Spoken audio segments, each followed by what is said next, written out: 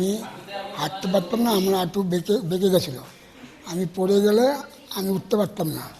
আমি এখানে আসি অন্যতম নার্সিংহোমে এসেছি, দে তার কাছে আমি এসেছি, তখন আমার চিকিৎসা করে। আমি চিকিৎসাতে আমি ভালো হয়েছি, আজকে আমি হাঁটতে পারছি, আমার অসুবিধা আর হয়নি। উনি 15 দিন আগে আমার কাছে এসেছিলেন, দুটো পাই একবারেই মানে বেঁকে গিয়েছিল, যাকে আমরা ফিক্সড ফ্লেক্সন ডিফর্মিটি বলি। উনি হাঁটতেও পারছিলেন না, তো আমরা দুটো হাঁটুই ওনার প্রতিস্থাপন করি এবং স্বাস্থ্যসাথী কার্ডের মাধ্যমেই হয়। তো এর পরবর্তীকালে উনি আজকেই হাঁটা শুরু করলেন এবং দুটো হাঁটুই সোজা হয়ে গেছে এবং উনি স্বাভাবিকভাবেই হাঁটতে পারছেন।